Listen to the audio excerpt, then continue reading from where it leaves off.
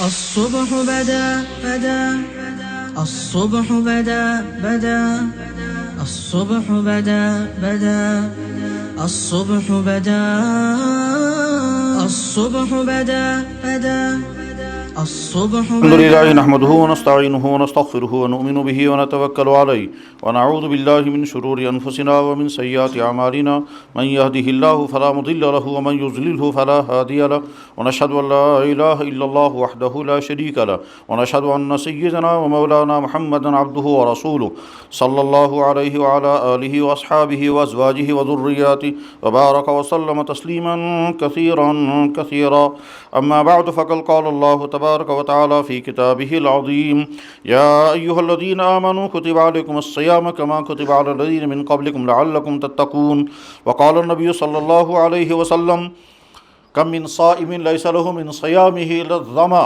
وقال النبي صلى الله عليه وسلم من لم يدع قول الزور والعمل به فليس لله حاجة في أن يدع طعامه وشرابه صدق الله مولانا العظيم وصدق رسوله النبي الكريم ونحن على ذلك لمن الشاهدين والشاكرين الحمد لله رب العالمين.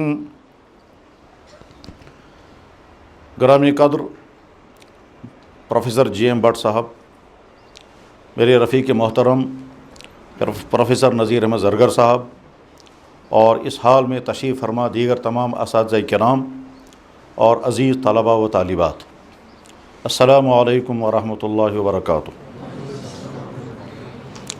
میں اولاً اس ادارے کے منتظمین اور خاص طور پر اپنی ان رفقا کا شکر گزار ہوں کہ انہوں نے یہ زرین موقع مہیا کیا کہ آپ سے مخاطب ہونے کا موقع مل رہا ہے. آپ کی مستقبل کی زندگی وہی بنے گی جس پر آپ اس وقت کی زندگی کو کھڑا کرنا چاہیں گے.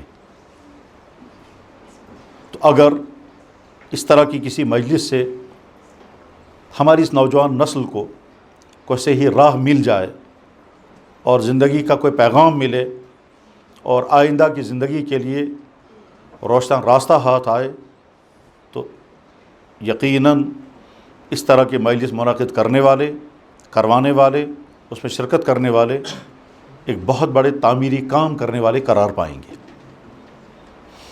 اس لیے میں مکرر ان حضرات کا شکر گزار ہوں، اور اس گفتگو کے آخر میں انشاءاللہ ہمارے صدر مجلس، میں امید رکھوں گا کہ وہ اس گفتگو کو ایک میسیج کے طور پر آپ کے سامنے آپ کے بڑے ہونے کی حیثیت سے، بلکہ ہم تو اپنے اداروں میں یہ سمجھتے ہیں کہ جو ہمارے اداروں کے سربراہ ہوتے ہیں وہ باپ کے درجے میں ہوتے ہیں، اور اداروں کے طلباء اور طالبات بچوں کے درجے میں ہوتے ہیں، اور باپ کو اپنے بچوں کے لیے پیغام دینے کا حق ہی نہیں بلکہ فرض بھی ہوتا ہے. تو اللہ کرے کہ اس وقت کی یہ گفتگو میرے لیے بھی مفید ہو، اور آپ تمام سننے والے نوجوان طلباء اور طالبات کے لیے بھی مفید سے مفید تر ہو. اس سے آپ کی فکر میں ایک نئی جلا پیدا ہو جائے، اور آپ کی عملی زندگی میں اگر کسی بدلاؤ کی ضرورت ہے تو تبدیلی کا آغاز بن جائے. میں اس وقت زیادہ تر مخاطب آپ حضرات سے ہوں گا. ڈائس پر بیٹھے ہوئے یہ اہل علم حضرات، یہ اس وقت کی گفتگو کے مخاطب کم ہیں، اس لیے کہ یہ خود اہل علم ہیں، مطالعہ وسیع ہے، تجربات بھی ہیں. اس لیے یہ تو اپنے مطالعے کی وسعت و تجربات کی روشنی میں اپنے لیے کوئی بھی راہ اختیار کر سکتے ہیں، اور آپ طلباء ہیں اور آپ کے سامنے ایک نئی زندگی آنے والی ہے. اس لیے میرا زیادہ تر خطاب آپ کے ساتھ ہوگا، اور آپ ہی کے مزاجوں کی رعایت کے مطابق میں موضوع کا انتخاب کروں گا. اس وقت ممکن ہے کہ ہم روزوں کی فلسفی، روزوں کے متعلق مختلف مذاہب کے تصورات، روزوں کے متعلق غزالی اور شاہ ولی اللہ اور آج کے میڈیکل سائنس میں جو تحقیقات کی گئی ہیں وہ ساری بیان کی جائیں، لیکن شاید اس سے آپ کی عملی زندگی میں اتنا زیادہ فائدہ نہیں ہوگا. اس لیے میں جستہ اخلاق، روحانیت اور رمضان، ان تینوں موضوعوں کو سمیٹ کر کے کوشش یہ کروں گا کہ آپ کے لیے کوئی میسیج بن جائے، بجائے اس کے کہ صرف فکری غذا ہو، بجائے اس کے کہ صرف خیالات کی گفتگو ہو، بجائے اس کے کہ صرف تحقیقی مواد سامنے آئے، کوئی عملی پیغام سامنے آ جائے اور وہ کسی تبدیلی کا ذریعہ بنے اور وہ مجلس مفید ہو جائے. اس پہلو کو رعایت کرنے کی زیادہ ضرورت ہے. حضرات، دنیا میں کبھی علم کے نام پر حماقتیں بھی ہوتی ہیں، اور عنوان اس کا ہوتا ہے علم کا، اور ہوتی ہے وہ حماقت۔ ان حماقتوں میں سے بڑی دلچسپ حماقت یہ بھی ہے کہ دنیا میں لوگ سمجھتے ہیں کہ یہ دنیا خود بخود بنی ہے۔ جب پتا بھی اپنی جگہ سے ہل نہیں سکتا تو ساری دنیا خود کیسے کہ بنے گی؟ میں ایک دفعہ اسی طرح کے ایک مجلس میں، جس میں بہت سارے ایتھیسٹ حضرات بھی موجود تھے، گفتگو کرنے کا موقع ملا، تو ظاہر سی بات ہے جیسے مخاطب تھے اسی طرح کی بات کرنے کی ضرورت تھی۔ تو بہت سوچنے کے بعد ایک عجیب مثال ذہن میں آئی، اور اس تک تجربہ بار بار ہوتا رہا ہے کہ کبھی کبھی اللہ تعالیٰ شانہ سننے والوں کی ضرورت کے پیش نظر بولنے والے کے ذہن میں وہ بات ڈال دیتے ہیں جو بات خود بولنے والے کو پہلے معلوم نہیں ہوتی، اور اس میں بولنے والے کا کوئی کمال نہیں ہوتا، وہ دراصل اللہ اس کو استعمال کر لیتے ہیں سننے والوں تک بات پہنچانے کے لیے۔ تو اس وقت میرے ذہن میں یہ آیا، میں نے ان سے عرض کیا کہ اگر دنیا میں کسی چیز کی پینٹنگ کی جائے، کسی چیز کی فوٹوگرافی کی جائے، اچھے سے اچھا سین بھی ہو سکتا ہے، خراب سے خراب سین بھی ہو سکتا ہے، مثلا آسمان، زمین، ستارے، باغات، درخت، انسان، پیڑ پودے، پرندے، کسی بھی چیز کا فوٹو بنایا جائے، کسی چیز کی پینٹنگ کی جائے، اور پینٹنگ کرنے کے بعد اگر ان سے کہا جائے گا کہ یہ پینٹنگ خود بخود ہوئی ہے، اس کو کسی نے بنایا نہیں ہے، تو دنیا میں تمام لوگ کہیں گے یہ کبھی نہیں ہو سکتا۔ گویا ہم اگر ایک پینٹر کا روپ اختیار کر کے ہم کوئی پینٹنگ کرتے ہیں اور اس کے بعد دعویٰ کرتے ہیں کہ یہ خود بخود بنی ہے، تو دنیا میں کوئی انسان اس کو ماننے کو تیار نہیں ہوگا، یہ خود کبھی نہیں بن سکتی۔ جب یہ پینٹنگ خود بخود نہیں ہو سکتی ہے تو جس چیز کی فوٹوگرافی کی جا رہی ہے، جس چیز کی پینٹنگ کی جا رہی ہے، وہ چیز خود بخود کیسے بن گئی؟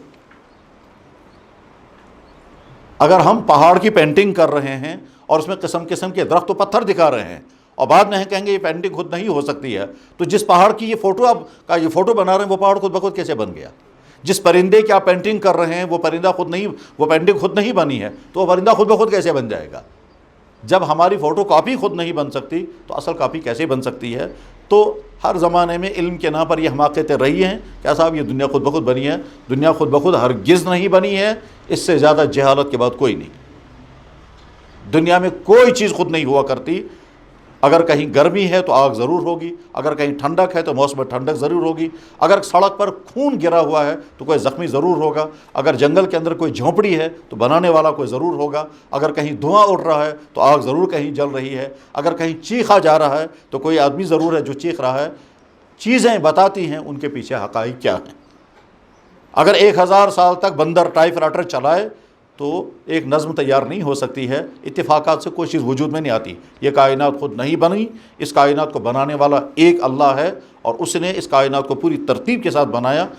اس میں جتنے علم آج پڑھے اور پڑھائے جاتے ہیں، میڈیکل سائنس کا انیٹمی پڑھیں یا باٹنی پڑھیں یا زولوجی پڑھیں یا اسٹرونومی پڑھیں، ہر علم کو پڑھنے کے بعد اگر انسان چاہے تو وہ خدا کی قدرتوں کو اور اس کی حکمتوں کو سمجھ سکتا ہے، لیکن اس علم کے دوران جو حقائق سامنے آئیں گے، آنکھیں بند کر کے کوئی انسان ان کا انکار کرتا رہے تو ٹھیک وہ ایک قسم کی جہالت ہے۔ یہ ایک میڈیکل سائنس پڑھنے والا اینیٹمی پڑھتے پڑھتے کیوں نہیں وہ یہ سمجھتا کہ کتنی بڑی وہ طاقت ہے جس نے انسان کے جسم کے ایک ایک حصے کے اندر یہ حقائق پیدا کیے ہیں۔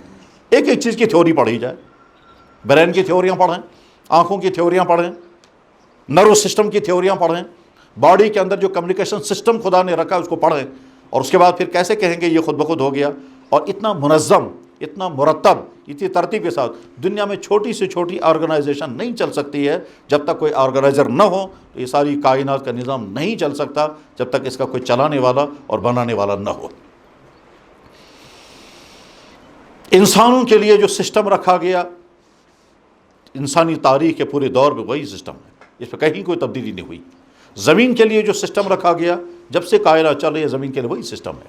موسموں کے لیے جو سسٹم رکھا گیا اس میں 1 انچ کا فرق نہیں ہوتا، وہی سسٹم چلا رہا ہے۔ سولر کے لیے جو سسٹم رکھا گیا وہی سسٹم چلا رہا ہے، اس میں کہیں کوئی تبدیلی نہیں ہوئی۔ جب تک کوئی کنٹرول کرنے والا نہیں ہے تو یہ سارا نظام کیسے خود چل سکتا ہے؟ تو جس خدا نے اس کائنات کو بنایا اور اس کائنات کو انسان کی زندگی کے موافق بنایا، ہمیں جس قسم کا موسم چاہیے تھا ویسے ہی موسم مہیا رکھا، اور اس میں نہ ٹمپریچر بڑھنے دیتے ہیں نہ گھٹنے دیتے ہیں۔ ہمیں جن چیزوں کی غذاؤں کی ضرورت تھی ویسی غذائیں مہیا کی۔ ہمیں جس ہمیں نہیں معلوم تھا دنیا میں زندہ رہنے کے لیے ہمیں پانی ہوا چاہیے تھی، اس خدا نے ہوا بھی رکھی، اور ہوا ہی نہیں بلکہ ہوا کہ ساری گیسیں بیلنس کے ساتھ رکھی ہیں، اس میں آکسیجن، اس میں کاربن ڈائی آکسائڈ، یہ ساری بیلنس کے ساتھ کام کرتی ہیں۔ اگر آکسیجن زیادہ ہو جائے گا تو پلانٹ سے رہ نہیں سکیں گے، اور اگر کاربن ڈائی آکسائڈ زیادہ ہو جائے گا تو پلانٹ تو بڑھیں گے لیکن انسان رہ نہیں سکیں گے۔ وہ خدا ہی ہے جس نے اس تمام کائنات کے نظام کو بیلنس کے ساتھ آج تک چلایا، آج کے بعد بھی چلاتا رہے گا۔ اللہ تعالیٰ قرآن کریم میں جگہ جگہ اپنا تعارف کراتے ہوئے کہتے ہیں میں نے تمہیں بنایا، تمہاری شکلیں بنائی، اور تمہاری سب کی شکلیں ایک ہی جیسی ہیں، سب کی الگ الگ ہیں، کسی کی شکل دوسری کے ساتھ نہیں ملتی ہے۔ ہر پتا آ کر کے یہ کہتا ہے مجھے بنانے والا خدا ہے، کیونکہ مجھ جیسا پتا دنیا میں اور کوئی نہیں۔ ہر دنیا میں آنے والا انسان زبان حال سے کہتا ہے میرا خدا ہے، اس لیے کہ مجھ جیسا انسان دنیا میں کہیں نہیں ہے، میری جیسی آنکھیں دنیا میں اور کسی کی نہیں ہے، میرے جیسے فنگرز دنیا میں اور کسی انسان کے نہیں ہے، میری جیسی آواز دنیا میں دوسرے کسی انسان کی نہیں ہے، میری باڈی کے اندر جو ہارمونز ہے ویسے دنیا میں کسی، اور میرا ڈی این اے جیسا ہے ویسا دنیا میں کسی کا ڈی این اے نہیں ہے۔ اور ڈی این اے کی ساری تھیوریاں پڑھیں اور پڑھنے کے بعد پھر بتائیں کیسے خدا کا انکار کر سکتے ہیں جس نے ڈی این اے کی ساری تھیوری بنائی ہے۔ وہ خدا، اس خدا نے ہم کو انسان بنایا، اور انسان ہونے کی حیثیت سے ہمیں جن چیزوں کی ضرورت تھی وہ ساری چیزیں اس نے مہیا کی۔ ہمیں ہوا چاہیے تھی، ہوا مہیا رکھی، ہمیں پانی چاہیے تھا، پانی کا پورا سسٹم بنایا، اور اتنا وسیع ترین سسٹم بنایا کہ اگر وہ سسٹم نہ ہوتا تو انسان پانی کے بغیر زندہ رہے، بلکہ کائنات کی ہر چیز پانی کی محتاج ہے۔ قرآن میں بھی اللہ تعالیٰ کہتے ہیں ہر چیز پانی کے سہارے زندہ ہے۔ سمندر کا پانی نمکین بنایا، کیونکہ اگر وہ میٹھا ہوتا تو گندا ہو جاتا، اور نمک کے اندر خاصیت ہے وہ ساری چیزوں کو ختم کر دیتی ہے۔ دنیا بھر کی ساری گندگیاں سمندر میں جاتی ہیں، سمندر کا پانی نمکین ہے، نمک ان تمام چیزوں کو گلا دیتا ہے، اور اس کے بعد پھر یہی پانی انسانوں کو اگر کڑوا یا نمکین ملتا تو انسان پی نہیں پاتے۔ تو اللہ نے اس کا سسٹم یہ بنایا کہ سورج کی گرمی اور زمین کی گرمی سے سمندر کا پانی بھاپ بنتا ہے، اور یہ بھاپ فضا میں اٹھتا ہے، اور اس کے بعد پھر پانی بڑھ کر برستا ہے، اور میٹھا پانی بڑھ کر برستا ہے۔ تو وہاں نمکین رکھا، اور ہم کو جب ملتا ہے تو میٹھا پانی ملتا ہے۔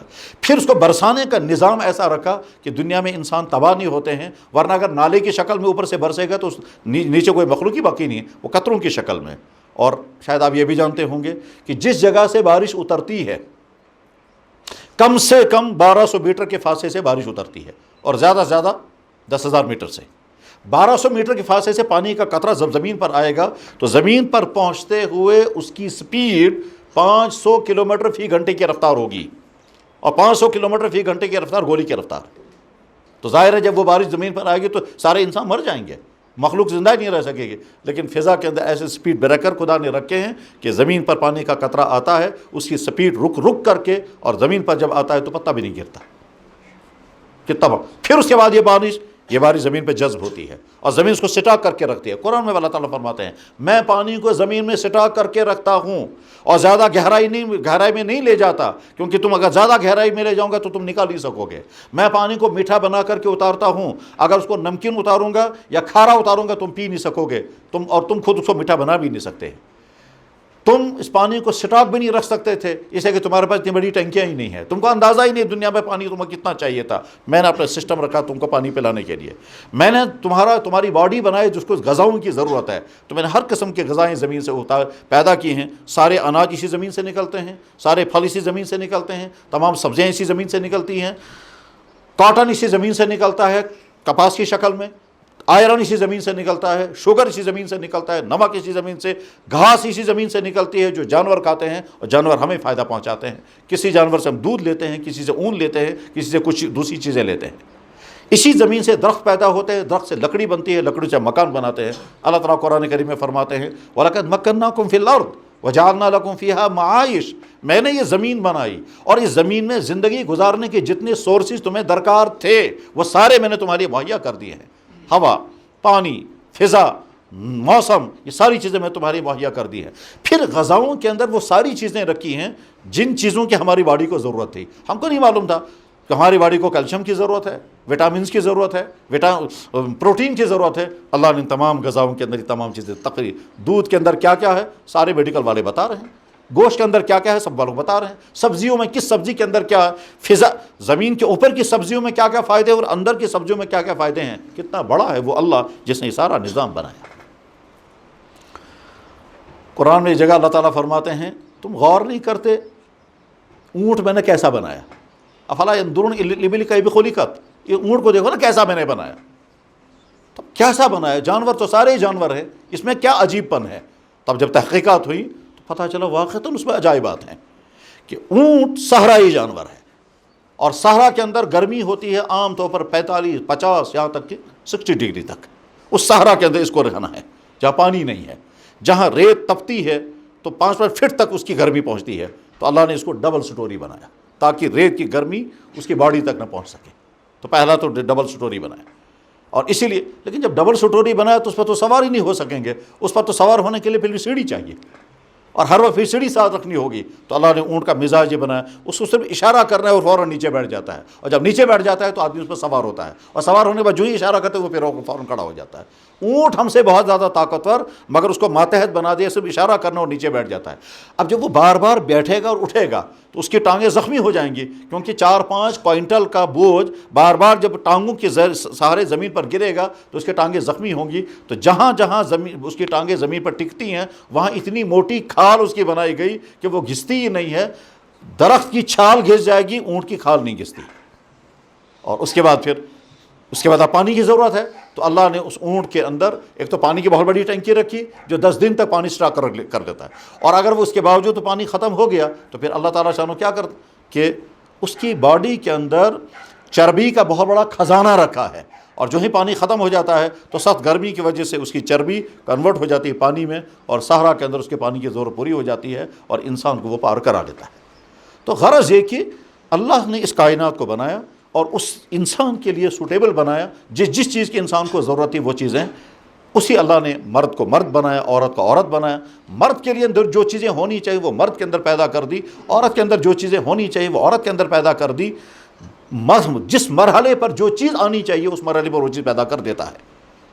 بچہ پیدا ہوتا ہے بغیر دانتوں کے، اور جب وہ غذا ڈائجسٹ کرنے کے قابل ہو جائے گا اس کے بعد دانت آنے لگیں گے۔ اگر خدا دانت پیدا نہیں کرے گا دنیا کے تمام دانتوں کے ڈاکٹر مل کر بھی ویسے دانت نہیں لگا سکیں گے، مگر وہ دانت خود بخود پیدا ہوتے ہیں، اور اس کے بعد پھر زندگی بھر انہی دانتوں سے انسان کام لیتا ہے۔ جس انسان کی جسمانی ضرورتیں پوری کی وہ اللہ جانتا تھا کہ اس انسان کے اندر میں نے کیا کیا رکھا ہے۔ تو انسان کی باڈی 2 چیزوں سے مل کر بنتی ہے، جسم اور روح۔ جسم اچھا بھی ہوتا ہے اور خدا نخواستہ بیماریوں کا شکار بھی ہوتا ہے، ٹھیک اسی طرح سے روح اچھی بھی ہوتی ہے اور بیماریوں کا شکار بھی ہوتی ہے۔ جیسے جسم کو مختلف بیماریاں لگتی ہیں اور ان کا علاج ہوتا ہے، بس ٹھیک اسی طرح سے انسان کی روح کو بیماریاں لگتی ہیں اور ان کا علاج بھی ہوتا ہے۔ جسم اچھا ہو تو کہیں گے جسمانیت اچھی ہے، اور روح اچھی ہو تو کہیں گے روحانیت اچھی ہے۔ جسم کے اوصاف اچھے تو اس کا نام ہے جسمانیت۔ ایک آدمی طاقتور ہے، جو کھاتا ہے وہ ہضم ہوتا ہے، وقت پر نیند آتی ہے، کام کرتا ہے تو تھکتا نہیں ہے، جو کچھ ہونا چاہیے وہ سب کہیں گے صاحب اس کا جسم بہت پاورفل ہے، طاقتور ہے، صحیح ہے۔ اور ٹھیک اسی طرح سے اگر روح اچھی ہوتی ہے تو روحانی اوصاف اس کے اندر ہوتے ہیں۔ جسمانیت اچھی ہو تو جسمانی اوصاف اچھے ہوں گے، روحانیت اچھی ہو تو روحانی اوصاف اچھے ہوں گے۔ جیسے جسم خراب ہو جاتا ہے ویسے روح بھی خراب ہوتی ہے۔ جسم کو بیماریاں لگتی ہیں، روح کو بھی بیماریاں لگتی ہیں۔ روح کی بیماریاں کیا ہیں؟ جس خدا نے اس کو بنایا اس خدا کا انکار، یہ پہلی بیماری ہے۔ اور یہ جانور بھی نہیں کرتا ہے کہ جو اس پر احسان کرے گا اس کا انکار کر دے۔ تو روح کی پہلی بیماری یہی ہے کہ صاحب اس کو مانتا ہی نہیں ہے جس نے مجھے بنایا۔ اور وجہ کیا بتاتا ہے کہ صاحب جب ہم نے اس کو دیکھا ہی نہیں تو ہم اس کو کیوں مانیں گے؟ روح نے خود اپنے آپ کو نہیں دیکھا، انسان نے اپنی روح کو نہیں دیکھا، لیکن کوئی انسان اپنی روح کا انکار نہیں کرے گا۔ انسان نے اپنی عقل کو نہیں دیکھا، لیکن اپنی عقل کا انکار کوئی انسان نہیں کرتا۔ ہر انسان کے اندر میموری سسٹم ہے، ہم نے کبھی کسی میں نہیں دیکھا میموری سسٹم کہاں ہے۔ ہر انسان کے اندر ایموشنز ہیں، ہر انسان کے اندر احساسات ہیں، ہر انسان کے اندر باطنی طرح طرح کی قوتیں ہیں، دیکھیے کسی نے نہیں، وہ سب فیل کرنے کی چیزیں ہیں، انکار ہم نہیں کرتے ہیں۔ تو ٹھیک اسی طرح سے انسان کی روحانی بیماریوں کی پہلی بیماری یہی ہوتی ہے کہ وہ اپنے بنانے والے کا انکار کرتا ہے۔ قرآن کریم میں اللہ تعالیٰ فرماتے ہیں افرأیت من اتخذ الہ ہوا واضلہ اللہ علی علم وختم علی سمعہ وقلبہ وجعل علی بصرہ غشاوہ آنکھوں پر پردے پڑ جاتے ہیں، اپنی آنکھوں سے خدا کی قدرتوں کے نظارے دیکھنے کے باوجود پھر بھی انسان کہتا ہے کچھ کوئی نہیں ہے۔ فرماتے ہیں ڈگریوں کے باوجود انسان گمراہ ہوتا ہے، وَأَضَلَّهُ اللَّهُ عَلَىٰ عِلْمٍ، اور گمراہ کر دیتا ہے اللہ تعالیٰ اس کو اس کے علم کے باوجود، یا ڈگریاں پڑھ کر کے۔ ایک دفعہ خیر وہ بات دوسری طرف چلی جائے گی، میں یہ یہاں سے سمجھانا چاہ رہا ہوں کہ انسان کی باڈی کی جو ضرورتیں ہیں اللہ نے وہ مکمل طور پر پوری کی ہیں۔ انسان کو نیند چاہیے، انسان کو غذائیں چاہیے، انسان کو ہوا چاہیے، انسان کو پانی چاہیے، انسان کو غذاؤں میں وٹامن چاہیے، وہ سارے اللہ نے رکھے ہیں۔ انسان کو کیلشیم چاہیے، غذاؤں میں کیلشیم اللہ نے رکھا۔ انسان کی باڈی کو پروٹین چاہیے، اللہ نے مختلف چیزوں میں رکھا۔ انسان کو مختلف قسم کے وٹامن چاہیے، اللہ نے مختلف چیزوں میں رکھا۔ دھوپ کے اندر وٹامن ڈی سارے لوگ مانتے ہیں۔ جیسے خدا نے یہ سب کیا، ویسے اسی خدا نے انسان کی روح کی بیماریوں کا علاج بھی طے کیا، کیونکہ اللہ جانتے تھے کہ انسان کی روح کو بیماریاں ہوتی ہیں۔ بیماریاں، انسان کے پاس دولت ہے پھر بھی پیاس ہے، اور زیادہ دولت آنی چاہیے، اور یہ پیاس اتنی بڑھتی ہے کہ مفلوق الحال انسانوں پر انسان ظلم کرتا ہے۔ یہاں کشمیر میں ایک صاحب تھے، بیوہ عورتوں کے فنڈ تقسیم کرنے والے افسر، ہر 2-3 مہینے کے بعد وہ بیوہ عورتوں کا فنڈ خود کھا جاتے تھے اور ان کو لکھتے تھے فنڈز نہیں آئے ہیں۔ 60-70 ہزار روپے تنخواہ، یہ 1 لاکھ کے قریب تنخواہ لینے کے باوجود اس کی پیاس نہیں بجھی ہے۔ وہ منڈ بھنڈ ان عورتوں کا کہ جن بیچاروں کو 300 روپے مہینہ ملتا تھا، ان کا بھی کھا جاتا تھا۔ یہ ہے وہ پیاس، یہ ہے وہ روحانی بیماری۔ انسان کو دولت مل گئی، کبر آ گیا، انسان کو ڈگری آ گئی، کبر آ گیا، انسان کے پاس سب کچھ ہے پھر بھی حسد ہے، دوسرا انسان ترقی کر رہا ہے ہم سے برداشت نہیں ہوتا۔ یہ ہے وہ بیماریاں جو روح سے متعلق ہیں، اور انہی روح کی بیماریوں میں سے ایک بیماری وہ ہے جو جوانی میں لگتی ہے، ایک بیماری وہ ہے جو افسری کے دور میں لگتی ہے، کچھ بیماریاں وہ جو بڑھاپے میں لگتی ہیں، کچھ بیماریاں وہ ہیں کہ جو مرد ہونے کی حیثیت سے لگتی ہے، کچھ بیماریاں وہ ہیں جو عورت ہونے کی حیثیت سے لگتی ہیں۔ مثلا عورت کو یہ بیماری ہے، لگ سکتی ہے کہ سارے لوگ مجھے دیکھیں اور مجھے کہیں کہ اس سے زیادہ خوبصورت کوئی نہیں، تو اپنے آپ کو بدن دکھانے کا شوق پیدا ہو جائے، یہ روحانی بیماری ہے۔ مرد کو بیماری لگے گی کہ وہ فیمیل کا پیچھا کرے گا، اور بیوی ہونے کے باوجود بھی وہ دوسروں کو دیکھتا رہے گا، یہ بیماری ہے۔ غرض یہ کہ جیسے جسمانی بیماریاں ہوتی ہیں ایسی روحانی بیماریاں ہوتی ہیں، اسی طرح سے اخلاقی بیماریاں ہوتی ہیں۔ انسان کی اصل شناخت اس کا اخلاق ہے، اس کا جسم نہیں۔ جسم جانوروں کا بھی ہے، جسم پرندوں کا بھی ہے، وہ بھی اپنی غذائی ضروریات پوری کرتے ہیں جو ان کی باڈی کے مناسب ہے، وہ اپنی جسمانی ضروریات پوری کر۔ پرندے کو دانا چاہیے، وہ صبح نکلتا ہے دانا چک کر کے آ جاتا ہے۔ جانور کو گھاس چاہیے، وہ باہر نکلتا ہے کہیں نہ کہیں گھاس کھا کر کے واپس آ جائے گا۔ تو ٹھیک کھانے پینے والے وجود کا نام اگر انسان ہوگا تو پھر تو انسان اور جانور میں کوئی فرق نہیں، وہ بھی کھاتے ہیں، انسان بھی کھاتا ہے، وہ بھی اپنا مکان بناتا ہے جیسا اس کو چاہیے، انسان بھی اپنا مکان بناتا ہے، وہ بھی میل اور فیمیل آپس میں ملتے ہیں، انسان بھی میل فیمیل آپس میں ملتے ہیں۔ اس کا نام انسانیت نہیں ہے، انسانیت در حقیقت نام ہے اخلاقیات کا، کہ اخلاق کے ذریعے سے انسان کی شناخت ہے۔ اگر اخلاقیات انسان سے نکل جائیں تو یہ انسان انسانی روپ میں ایک جانور ہے، وہ دوسرے روپ میں جانور ہے، یہ دوسرے روپ میں ہے، وہ 4 ٹانگوں والا جانور ہے یا 2 ٹانگوں والا جانور ہے۔ اور یہی وجہ ہے کہ جب انسان اخلاق سے خالی ہو جاتا ہے، اس انسان میں اور جانوروں میں کوئی فرق نہیں، بلکہ یہ جانوروں سے زیادہ بدتر ہوتا ہے۔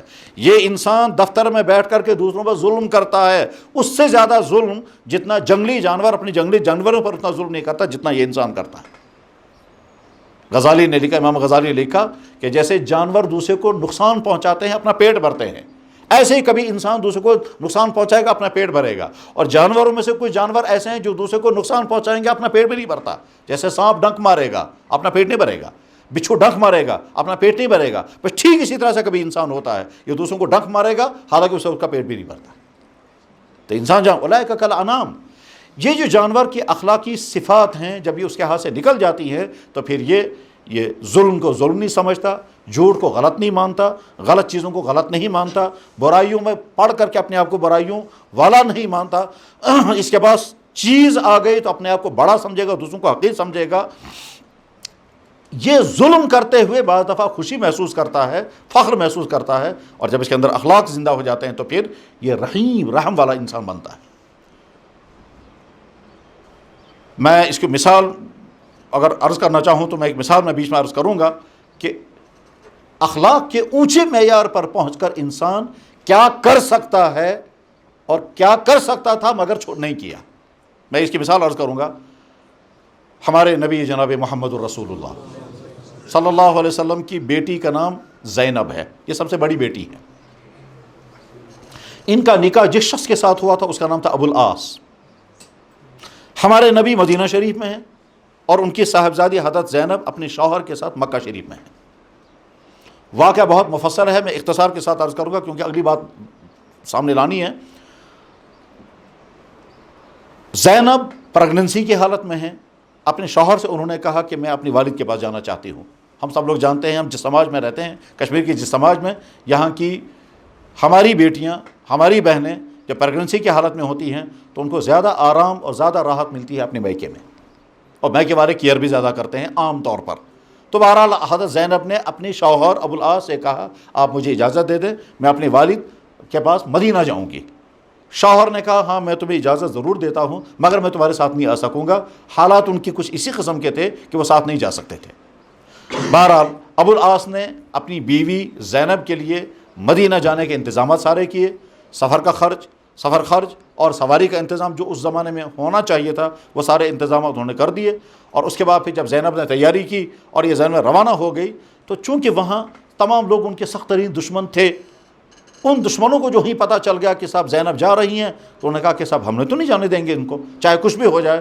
چنانچہ حضرت زینب کی سواری جب روانہ ہو گئی تو ان کے وہ خطرناک ترین دشمن جمع ہو گئے اور ان دشمنوں نے آ کر کہا کہ ہم آپ کو جانے نہیں دیں گے۔ حضرت زینب نے ان سے کہا بھائی تم مرد ہو، میں ایک عورت ہوں، تمہیں مجھ سے کیا ہے؟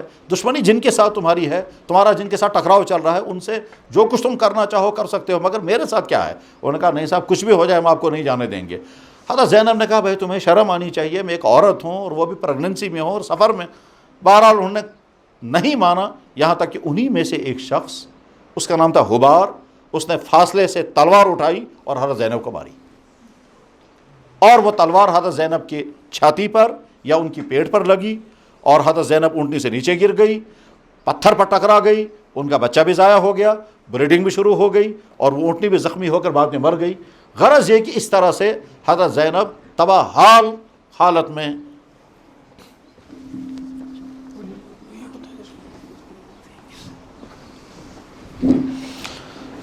تو حضرت زینب رضی اللہ تعالیٰ عنہ زخمی حالت میں، بچہ ان کا ضائع ہو چکا ہے، پیٹ پھٹا ہوا ہے، اونٹی مر چکی ہے اور وہ واپس اپنے ہسبینڈ کے پاس آ گئی۔ اس کے کچھ عرصے کے بعد، کتنے دنوں کے بعد، ان کے والد ہمارے نبی محمد الرسول اللہ نے مدینہ سنا کہ میری بیٹی کے ساتھ یہ ہوا، اور کرنے والے کا نام ہے حبار ابن اسود۔ دور چلتا رہا، جب 2-4 سال گزر گئے اور اس کے بعد ہمارے نبی مکہ شریف پر پہنچے، مکہ آئے اور مکہ حضور کے کنٹرول میں آ گیا، اور قبضے میں جب آ گیا تو اس کے بعد اب جن لوگوں نے جو جو ظلم کیے تھے ان تمام لوگوں سے بدلہ لیا جا سکتا تھا، انہی میں سے یہ حبار بھی ہے، جس حبار نے نبی کی بیٹی کے ساتھ یہ معاملہ، اور یہ حضرت زینب بعد میں اس زخم سے ٹھیک نہیں ہو سکی اور اسی زخم کے انفیکشنوں کی وجہ سے آگے ان کی وفات بھی ہوئی۔ اب دیکھ، جب محمد صلی اللہ علیہ وسلم کے ساتھ سامنے یہ شخص آیا حبار بن اسود تو پوچھا گیا کون؟ تو انہوں نے کہا حبار۔ کئی صحابہ نے جو ہی دیکھا یہ حبار ہے تو کھڑے ہو کے کہنے لگا حضرت ہمیں اجازت دیں، یہ شخص اس قابل نہیں ہے کہ اس کو زمین پر زندہ رہنے دیا جائے، یہ وہ شخص ہے جس نے آپ کی بیٹی کے ساتھ یہ کیا تھا۔ آپ نے فرمایا کہ نہیں اس کو آنے دو آگے۔ چنانچہ وہ سامنے آ گیا، اور آگے آنے کے بعد اب دیکھیں محمد صلی اللہ علیہ وسلم کے پاس اقتدار پورا ہے، حکومت ان کی ہے، مکہ ان کے قبضے میں ہے، اگر اس کے حق میں کوئی فیصلہ سنائیں کہ اس کو سزا دی جائے تو یہ انصاف کا فیصلہ ہوگا، یہ عدل کا فیصلہ ہوگا۔ دنیا کا کوئی بھی بااخلاق سے بااخلاق انسان یہی جواب دے گا کہ صاحب یہ شخص سزا کا مستحق تھا۔ نرم سے نرم قانون، ہمدردی والا مزاج رکھنے والا کوئی شخص بھی اگر پوچھے تو کیا کرنا چاہیے تھا کہ ضرور اس کو سزا لگنی چاہیے تھی اس جرم کی جو جرم اس نے کیا تھا محمد صلی اللہ علیہ وسلم کی بیٹی حضرت زینب رضی اللہ تعالیٰ عنہ کے ساتھ، کہ تلوار ماری، جس تلوار کی وجہ سے ان کا بیٹا ان کا پیٹ چاک ہو گیا، حمل ضائع ہو گیا، آگے چل کر کوئی زخم ٹھیک نہیں ہوا اور اسی زخم میں حضرت زینب کی وفات ہو گئی۔ مگر سلام محمد رسول اللہ پر کہ جب ان کے سامنے حبار آیا تو حبار، آپ نے پوچھا حبار کیا ارادہ ہے تمہارا؟ اس نے کہا ایک تو میں معافی چاہتا ہوں اور دوسرے میں اسلام قبول کرنا چاہتا ہوں۔ اگر محمد صلی اللہ علیہ وسلم بااخلاق نہ ہوتے تو اس وقت فوراً کہتے کہ آج تم مجھ سے معافی مانگنے کے لیے آئے ہو، اس وقت تم کو خیال نہیں آیا میری بیٹی کے ساتھ تم نے یہ شروع کیا تھا۔ تاریخ بتاتی ہے کہ محمد صلی اللہ علیہ وسلم نے اس وقت اعلان کر کے کہا میں نے اسی دن تمہیں معاف کر دیا تھا جس دن میں نے سنا تھا کہ تم نے میری بیٹی کے ساتھ یہ کیا۔ انسانی تاریخ میں کون کر سکے؟ یہ ہے وہ مقام اخلاق. تو انسان کا اصل تعارف اس کا اخلاق ہے. یہ اخلاق اگر ہے تو یہ انسان اپنے والدین کے لیے رحمت بنتا ہے، اور اگر بد اخلاق ہے تو والدین کہتے ہیں ہمارا بیٹا مصیبت ہی مصیبت ہے. ابھی شاید 24 گھنٹے ہو گئے ہوں گے، کل ہی ہم ایک کیس کا فیصلہ کر رہے تھے، تو باپ صاف کہہ رہا تھا اپنے بیٹے کے بارے میں کہ مجھے کسی قاتل سے اتنا ڈر نہیں جتنا بچہ اپنے بیٹے سے ڈر ہے، اور ہمارے سامنے کہہ رہا تھا. انسان بااخلاق ہے تو اپنے والدین کے لیے رحمت، یہ انسان بااخلاق ہے اپنی بیوی کے لیے رحمت، یہ عورت بااخلاق ہے اپنی باپ کے لیے رحمت، یہ عورت بااخلاق ہے تو اپنے شوہر کے لیے رحمت، یہ بھائی بااخلاق ہے تو اپنے بھائی کے لیے رحمت، اور یہ انسان بااخلاق ہے یہ دفتر میں افسر بن کر کے ہوگا تو رحمت ہوگا، اور اگر بد اخلاق ہے تو یہ جہاں ہوگا وہاں مصیبت ہی مصیبت ہوگا، سب کے لیے زہر ہی زہر بنے گا. ہمارے نبی نے کیا فرمایا ابغض الرجال الی اللہ الالد الخصم. اللہ کی نظر میں قابل نفرت ہے وہ انسان جو الد الخصم ہو. اللہ کی نظر میں قابل نفرت ہے وہ انسان جو الد الخصم ہو. اب سوال الد الخصم بخاری کی حدیث ہے یہ. الد الخصم کیا چیز ہوتی ہے؟ وہ انسان جو اجڑ قسم کا ہو، ضدی قسم کا ہو، انتقامی مزاج رکھتا ہو، ہر ایک سے لڑتا ہو، ہر ایک سے ستاتا ہو اور بات نہ مانتا ہو، اور ہر ایک انسان اسے تنگ آ جائے، ایسا مزاج کہ ہر شخص اسے کان پکڑتا ہو، ایسے انسان کو کہتے ہیں الد الخصم. یعنی گویا ہمارا نبی ہم سے یہ کہہ رہا ہے کہ تم اتنے اچھے بنو کہ جہاں تم رہو اچھے ہی اچھے ہو. تم اگر بیٹے ہو تو تمہارا باپ کہنا چاہیے جتنا اچھا میرا بیٹا ہے اتنا اچھا کسی کا بھی نہیں. یعنی اچھے باپ بنو، اچھا بیٹا بنو، اچھا بھائی بنو، اچھا شوہر بنو، اچھی وائف بنو، اچھا کزن بنو، اچھا کسٹمر بنو، اچھے افسر بنو، اچھے تم جہاں ہو اچھے بنو، اتنے اچھے کہ تم کو لوگ کہنے چاہیے اس سے اچھا کوئی بھی نہیں ہے. یعنی تم میں سے اگر کوئی چپراسی ہے تو تمہارا افسر کہنا چاہیے اس سے بہتر چپراسی ہمیں مل ہی نہیں سکتا. تم میں سے اگر کوئی افسر ہے تو تمہارے ماتحت بعد میں یاد کرنے چاہیے کہ صاحب ایسا انسان ہی ہمیں نہیں ملے گا، ہمارے باپ سے زیادہ ہم کو شفقت کرنے والا تھا. یہ ہے اخلاق.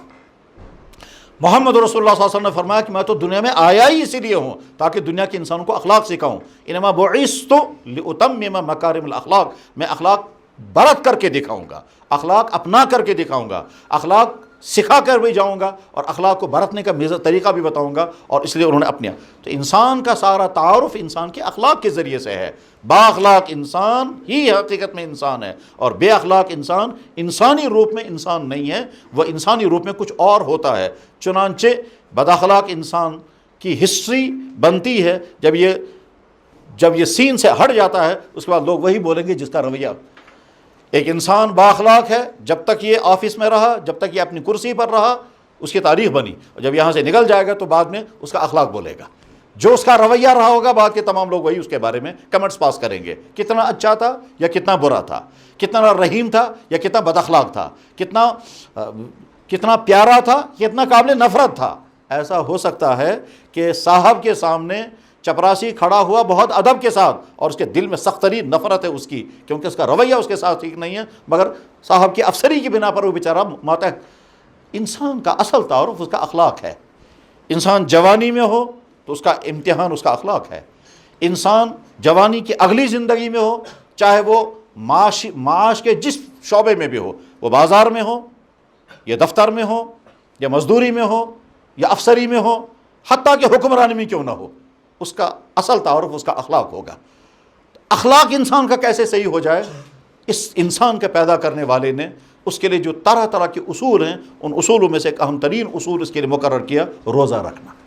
یہ روزہ صرف اسلام میں نہیں ہے، ہر مذہب میں روزہ رہا ہے، اور شیپیں اس کی بدلی بھی ہو سکتی ہیں، لیکن روزے کا تصور، فاسٹنگ کا تصور ہر مذہب میں رہا ہے. قرآن بھی کہتا ہے یا ایھا الذین آمنوا کتب علیکم الصیام، اے ایمان والو تم پر روزہ فرض کیا جا رہا ہے، اور یہ صرف تم پر ہی فرض نہیں کیا جا رہا ہے بلکہ تم سے پہلے لوگوں پر بھی روزے فرض رہے ہیں. ظاہر ہے تم سے پہلے لوگوں سے مراد دوسری قومیں ہیں، تو ہر قوم میں، چنانچہ تاریخی طور پر جب دیکھا جاتا ہے تو ہر قوم میں اور ہر مذہب میں روزے کا کوئی نہ کوئی تصور ضرور رہا ہے، فاسٹنگ کا تصور ضرور رہا ہے. دراصل انسان جب شکم سیر ہو کر کے کھاتا ہے تو اس کی جسمانیت کو طاقت ملتی ہے، روحانیت کمزور ہوتی ہے، اور جب یہ انسان اپنے آپ پر قابو رکھتا ہے تو اس کی روحانیت کو ترقی آتی ہے. جب انسان روزہ رکھتا ہے تو روزہ رکھنے کے معنی کیا ہوتے ہیں؟ وہ غذائیں جو تمہارے لیے پیدا کی گئی اور تمہارے خدا نے تمہارے لیے پیدا کی، اور ان غذاؤں کو کھانے کا تمہارے خدا نے حکم دیا، وہی غذائیں اللہ تعالیٰ کہتے ہیں اب تمہیں کھانے کی اجازت نہیں ہے. تو انسان اندر سے بھوک ہے، مگر اس کے باوجود کہتا ہے یا اللہ آپ نے مجھے منع کیا، میں برداشت کرتا ہوں۔ یہ جو ٹریننگ مل رہی ہے، اس برداشت کرنے کی ٹریننگ کا نتیجہ کیا نکلے گا؟ رمضان گزرنے کے بعد اب جب اللہ تعالیٰ فرمائیں گے کیا رمضان میں تم نے دن میں پاک صاف پانی نہیں پیا میرے حکم کی وجہ سے، رمضان کے بعد تم شراب نہیں پیو گے، وہ بھی لکوڈ تھا، یہ بھی لکوڈ تھا، وہ حلال چیز تم نے میرے کہنے سے چھوڑ دی، اب میرے کہنے سے حرام چیز کو چھوڑ دو۔ رمضان کے اندر میاں بیوی کو بین کر دیا گیا، دن میں وہ پرائیویٹ ملاقات نہیں کر سکیں گے، تو اب رمضان کے بعد بتایا جائے گا کیا کہ صاحب رمضان کے اندر تم نے جائز پرائیویٹ ملاقات نہیں کی ہمارے کہنے کی وجہ سے، رمضان کے بعد ہم تمہیں کہتے ہیں کسی نامحرم کی طرف مت دیکھنا، کسی نامحرم کو ٹچ مت کرنا۔ جب تم نے رمضان کے اندر اپنے آپ کو قابو میں رکھا حلال چیز سے، ہمارے آرڈر کی وجہ سے، تو رمضان کے بعد حرام چیز سے تم بدرجہ اولا اپنے آپ کو قابو رکھ سکو گے۔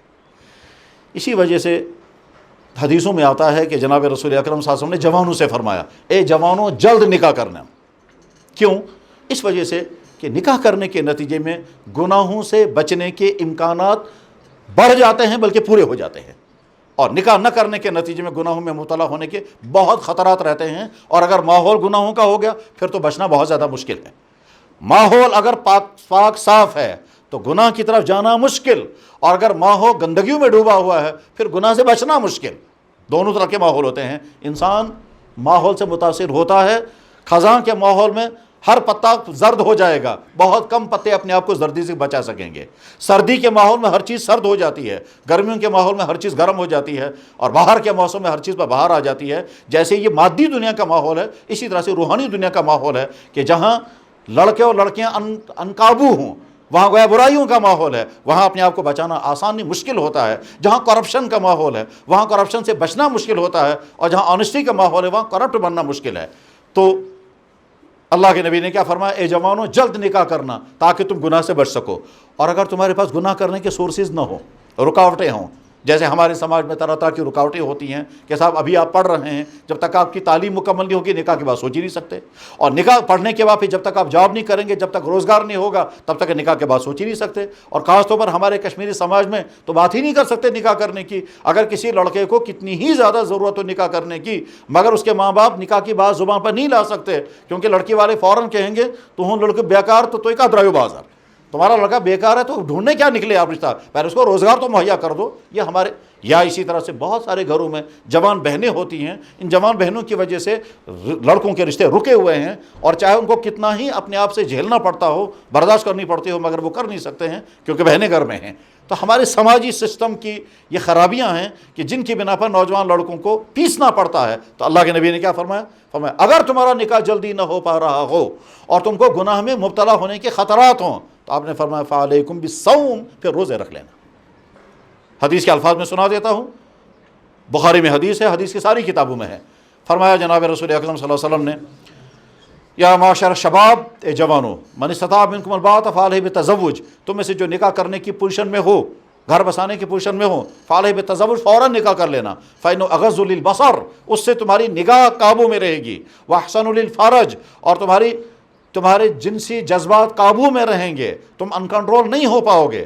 وَمَن لَّمْ يَسْتَطِعْ، اور جو نکاح نہ کر پا رہا ہو، فَعَلَيْهِ بِالصَّوْمِ، اس کے ذمہ روزہ رکھنا ہے۔ یہ ہے اللہ کے نبی روزہ علاج بتایا انسان کے بے قابو جوانی کو قابو میں رکھنے کی، اور انسانی تاریخ بتا رہی ہے یہی۔ ابھی پچھلے ہفتے میں نے ایک کہانی پڑھی، واقعہ پڑھا، ایک صاحب جس کا نام پہلے یا تو ویریندر تھا یا رویندر تھا، اور آج وہ ڈاکٹر فاروق کے نام سے ہے۔ وشاکھاپٹنم ایک شہر ہے، وہاں کے رہنے والے ہیں، ڈاکٹر ہیں۔ ان سے پوچھا گیا کہ صاحب آپ کنورٹ ہوئے ہیں؟ کہنے لگا جی ہاں، بہت شوق کے ساتھ۔ وجہ کیا ہوئی ہے؟ کہنے لگا آپ کو معلوم ہے میں رویندر تھا، پریکٹس کرتا ہوں، میرا کلینک چلتا ہے، تو رمضان میں جب رمضان آتا تھا تو میرے پاس پیشنٹ آتی تھی عورتیں، ایک تو کورڈ ہوتی تھی مسلمان عورتیں، اور غیر مسلم عورتیں جو ہیں وہ پردے کے ساتھ نہیں آتی تھی، تو مجھے خود بخود ہی وہ برقعے والی عورتیں بہت اچھی لگتی تھی کہ وہ اپنے آپ کو بچا کر کے لا رہی ہیں۔ اور ساتھ میں جب ان سے کہتا تھا یہ دوائی استعمال کرو، وہ کہتی تھی جی آج کل ہمارا روزہ ہے، دوائی استعمال نہیں۔ میں ان سے پوچھتا تھا یہ روزہ کیا چیز ہے؟ وہ کہتے تھے جی ہمارے یہاں پابندی ہوتی ہے 1 مہینے کی۔ تو میں نے اس پر معلومات کی، اور معلومات کرنے کے بعد پھر میں نے کہا میں بھی رکھ کر کے دیکھوں گا۔ یہ کہتا ہے کہ میں ابھی میں نے ابھی اسلام قبول نہیں کیا تھا، میں ابھی کنورٹ نہیں ہوا تھا، تو میں نے روزے کا تجربہ کیا۔ کہنے لگا جو ہی میں نے روزہ رکھا تو مجھے دن بھر احساس ہوا کہ مجھے یہ چیز بھی نہیں کرنی چاہیے، مجھے یہ چیز نہیں کرنی چاہیے، یہ فلاں پیشنٹ بہت غریب ہے، مجھے اسے فیس نہیں لینی چاہیے، فلاں پیشنٹ کو مجھے دوائی یہیں سے دینی چاہیے۔ میں سوچتا رہا کہ یہ احساسات مجھے کہاں سے پیدا ہو رہے ہیں؟ میں وہی ڈاکٹر ہوں جو کل اسی کرسی پر بیٹھا ہوا تھا، تو کل یہ خیالات میرے دل میں، تو مجھے لگا یہ کہ روزے کی وجہ سے اچھے احساسات پیدا ہوتے ہیں۔ کہا میں نے پھر 15 دن مسلسل روزے رکھے۔ میں نے ان سے پوچھا یہ روزہ رکھنے کا سسٹم کیا ہے؟ انہوں نے کہا جی صبح کو فلاں ٹائم پر آپ کھا سکتے ہیں، اس کے بعد نہیں، اور پورے دن آپ کو کچھ نہیں کھانا ہے، اور اس کے بعد پھر۔ تو کہا میں نے اسی طرح سے پریکٹس کی۔ 15 دن کے روزے کے بعد مجھے پتہ چلا کہ اس روزے کی وجہ سے ایک تو فلانی بیماری کا بھی علاج ہو سکتا ہے، اور سب سے بڑی بات یہ کہ میرے اندر اچھے انسانی اوصاف پیدا ہو گئے۔ اب اگر آپ مجھ سے پوچھیں گے میں مسلمان کیوں ہو گیا، تو میں کہوں گا رمضان کی وجہ سے۔ مجھے کسی نے نہیں کہا مسلمان ہو جاؤ، کہا تھا میں 2 چیزوں میں مسلمان ہوا۔ ڈاکٹر فاروق وشاکھاپٹنم میں آج بھی ان کا بہت بڑا کلینک کام کرتا ہے، اور کہتے ہیں کہ جب بھی رمضان آتا ہے میں رمضان میں نہ کسی سے فیس لیتا ہوں، اور مفت پیشنٹوں کو دیکھتا ہوں، اور ساتھ میں لسٹیں بناتا ہوں کہ کون کون پیشنٹ ایسے ہیں جن کے پاس دوائی کھانے کے لیے پیسہ نہیں ہے، میں ان کے لیے دوائی یہیں سے دوائیاں ان کو بھیجتا ہوں، اور پھر میڈیکل کیمپ لگاتا ہوں، اور غریبوں تک یہ تو پہنچنے کی کوشش کرتا ہوں۔ ساتھ میں کہتا ہے یہ سب مجھے رمضان کی وجہ سے۔ تو رمضان کے نتیجے میں انسان کے اندر انسانی احساسات پیدا ہوتے ہیں۔ جب بندے نے روزہ رکھا تو اللہ تعالیٰ کہتے ہیں کیا؟ میں نے تم پر روزہ اس لیے فرض کیا تاکہ تم اندر تقویٰ پیدا ہو جائے۔ تقویٰ کا مطلب بچنے کا مزاج۔ بچنے کے مزاج کیسے پیدا ہوگا؟ انسان نے روزہ رکھا، اب یہ کالج آیا، آفس گیا، بازار میں نکلا، ہسپتال گیا، کہیں بھی پہنچا، ہماری بہنیں ہماری بیٹیاں سامنے سے گزریں گی، اس کا جی چاہے گا میں اس کو دیکھوں، اندر سے روزہ ایسا تصور دلائے گا تم روزے سے ہو، یہ غلطی مت کرو۔ اب اگر اس کا روزہ سٹرانگ ہوگا تو اپنی آنکھوں کو قابو کر لے گا۔ چنانچہ آپ دیکھیں گے رمضان میں خود بخود نیکیوں کی سوئی اوپر آ جاتی ہے اور گناہوں کی سوئی نیچے چلی جاتی ہے۔ رمضان میں خود بخود دفتروں کے اندر کرپشن کم ہو جاتا ہے۔ رمضان کے اندر خود بخود انسان کے اندر نمازی بننے کا مزاج پیدا ہوتا ہے۔ ہماری مسجدیں رمضان میں زیادہ بھر جاتی ہیں، یہ رمضان کے اثرات ہوتے ہیں، خود آدمیوں کا اپنا حال نہیں۔ روزے کے ذریعے سے انسان اپنے اوپر قابو پانا سیکھ لیتا ہے، اور جب انسان نے اپنے اوپر قابو سیکھ لیا اس کے بعد پھر یہ کرسی پر بیٹھے گا تو چونکہ نفس قابو میں ہے وہ غلطیاں نہیں کرے گا جو کرسی پہ بیٹھ کر انسان کر سکتا ہے، مثلا کرپشن کی غلطیاں، مثلا قانون کے ذریعے سے دوسروں کو ستانے کی غلطیاں، مثلا ظلم کرنے کی غلطیاں، کیونکہ اس کا نفس قابو میں ہے۔ یہ نوجوانی کی زندگی میں ہے، اور اس نوجوانی کی زندگی میں اس کا دل، اس کے خیالات، اس کی نگاہیں نہ جانے کدھر کدھر کو جاتی ہیں۔ روزے کے ذریعے سے کو میسیج ملتا ہے کہ تم اپنے آپ کو قابو میں رکھو۔ اس مقام پر آ کر میں اس پہلو کو ذرا سے دوسرے انداز میں لانا چاہتا ہوں کہ حضرات آپ میں سے اس وقت اکثر حضرات جوانی کی زندگی گزار رہے ہیں، اور اس جوانی کی زندگی میں طرح طرح کی خرابیاں بھی پیدا ہو سکتی ہیں، اور آپ اپنے آپ کو ان خرابیوں سے بچانے کے لیے اگر اپنے آپ سے لڑیں گے تو لڑنے میں کامیاب ہو جائیں گے اور اپنی جوانی کو خرابیوں سے بچا بھی سکیں گے۔ آج کے جوانوں میں جو خرابیاں ہیں وہ فضول خرچیاں، وقت برباد کرنا، فیس بک پر غیر مفید چیزیں دیکھنا، اس سے آگے بڑھ کر کے ڈرگس کا شکار ہو جانا، چرس کا شکار ہو جانا، راتیں گندی چیزوں میں گزار دینا، اور اس سے آگے بڑھ کر یہ بھی ہو سکتا ہے کہ نوجوان لڑکوں اور لڑکیوں کے غلط تعلقات قائم ہوں، چاہے وہ سوچ کی حد تک ہوں، چاہے وہ زبان کی حد تک ہوں، یا اس سے آگے بھی ہوں۔ روزہ دراصل یہی ہے کہ انسان کی تربیت ایسی ہو جائے کہ انسان اپنی جوانی میں ان تمام خرابیوں سے اپنے آپ کو بچانے میں کامیاب ہو جائے، اور جو جوان اپنے آپ کو ان تمام خرابیوں سے بچانے میں کامیاب ہو گیا اس کا فیوچر بچ جائے گا۔ اور اگر خدا نخواستہ اس جوانی میں یہ ساری خرابیاں ہو گئیں تو آپ کا فیوچر داؤ پر لگ گیا۔ ایسا ہو سکتا ہے کہ آپ فکری طور پر نہ جانے کہاں پہنچ جائیں، اور یہ بھی ہو سکتا ہے کہ اخلاقی طور پر آپ تباہیوں کا شکار ہو جائیں، اور آپ کی عادتیں بگڑ جائیں، اور آپ کی صحت بھی تباہ ہو جائے۔ جوانی میں 4 چیزوں کی حفاظت کی بہت زیادہ ضرورت ہوتی ہے۔ ایک ہے انسان کے تصورات کی، یعنی ایمان۔ نمبر 2 انسان کے اخلاقیات کی۔ دنیا میں انسان جب آتا ہے تو بااخلاق ہے، وہ بد اخلاق نہیں ہے۔ کیوں؟ وہ تو نرم مزاج لے گا، چھوٹے بچوں کو رحم آتا ہے، اس نے ابھی کچھ نہیں سیکھا ہے، مگر وہ چھوٹا بچہ جو ہے وہ منظر دیکھ کر رونے لگتا ہے۔ رونا یہ در حقیقت انسان کے رحم دل ہونے کی علامت ہے۔ ٹھیک، انسان ترس آنا یہ انسان کے رحم دل ہونے کی علامت ہے، یہ آگے چل کر کے بد اخلاق بنتا ہے۔ تو اخلاق کی حفاظت، اسی طرح سے دنیا میں انسان آتا ہے تمام بری عادتوں سے بچا ہوا، یہ دنیا میں شرابی بن کر نہیں آتا، یہ دنیا میں ڈرگسٹ بن کر کے نہیں آتا، یہ چرسی بن کر کے نہیں آتا، یہ دنیا میں بدکار انسان بن کر کے نہیں آتا، یہ یہاں کے ماحول میں آ کر کے پھر یہ ساری خرابیاں اس کے اندر آتی ہیں، تو عادتیں بگڑتی ہیں، اور جب عادتیں بگڑ گئیں تو اس کے بعد فضول خرچی کی عادت لگ گئی، قناعت سے آدمی محروم ہو گیا، آنکھ کے انکنٹرول ہونے کی عادت لگ گئی، کل کو نکاح ہونے کے باوجود بھی آدمی قابو میں نہیں رہتا ہے، گندے کاموں میں رہتا ہے، جہاں تک کہ گھر کی رحمت کو چھوڑ کر کے باہر کی ظلمتوں کے پیچھے دوڑتا ہے، کیونکہ عادتیں بری پڑ گئی ہوں گی۔ بلکہ کتاب میں یہ بھی لکھا ہوا ہے کہ جس انسان نے حرام ذریعے سے لذتیں اٹھائیں، اللہ تعالیٰ اس کو حلال لذتوں سے ہمیشہ کے لیے محروم کر دیتے ہیں۔ کاش آپ سمجھیں یہ جملے کا مطلب کیا ہوتا ہے۔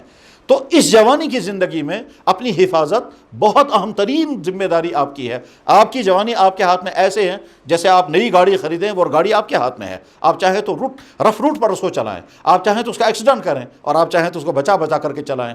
جیسے آپ کے ہاتھوں میں آپ کی گاڑی ہوتی ہے، اس سے کہیں زیادہ قیمتی آپ کی جوانی ہے جو آپ کے ہاتھوں میں ہے۔ اس جوانی کی آپ حفاظت کر کے دکھائیں، چاہے وہ نوجوان طلبہ ہوں یا طالبات ہوں، ہماری بہنیں یا ہماری بیٹیاں ہوں، یا ہمارے بھائی یا ہمارے بیٹے ہوں، آپ ہمارے بھائیوں کے درجے میں بھی ہیں، ہمارے بیٹوں کے درجے میں بھی ہیں، تو آپ کی جوانی آپ کے ہاتھوں میں ہے۔ اس کو اخلاقی طور پر محفوظ رکھنا، عادتوں کے اعتبار سے محفوظ رکھنا، اور صحت کے اعتبار سے وہ تمام چیزیں جو آج کل کھائی جاتی ہیں، ان میں سے بے شمار چیزیں آپ کی صحت کے لیے مضر ہیں، مگر صرف ٹیسٹ کے لیے کھائی جا رہی ہیں۔ یہ جو برگر کھا رہے ہیں آپ، یہ جو چاکلیٹیں چباتے ہیں، یہ جو کرکرے اور لیزیں اڑاتے ہیں، یہ تمام، اور یہ جو کولڈ ڈرنکس پی رہے ہیں، یہ تمام چیزیں آپ کی صحت کے لیے مفید نہیں ہیں، یہ صرف ٹیسٹ ہیں۔ اور جب ان کا ٹیسٹ لگ جاتا ہے، اس کے بعد پھر آپ کو دوسری چیزیں پسند ہی نہیں آتی ہے، کہ فائدے مند چیزیں پسند نہیں آئیں گی، ٹیسٹ والی چیزیں پسند آئیں گی، چاہے اس میں کچھ ہو یا نہ ہو۔ تو اپنی صحت کی حفاظت، اپنی عادتوں کی حفاظت، اپنے اخلاق کی حفاظت، اور اپنی فکر اور سوچ کی حفاظت۔ فکر اور سوچ کی حفاظت کے معنی کیا ہے؟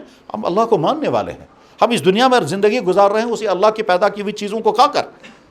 میں نے ایک دفعہ کسی صاحب نے مجھے اسٹوڈنٹ ہیں، یہ مجھے فون کر کے کہتے ہیں کہ جی میں اسلام آباد سے ہوں اور یہاں پروفیسر صاحب ہیں، وہ بات کرنا چاہتے ہیں۔ میں نے کہا بہت اچھا، دے دیجئے۔ تو انہوں نے فون لیا، وہ بڑے فخر کے ساتھ کہتے ہیں، بہت چھس پروفیسر مگر چھس ایتھیسٹ۔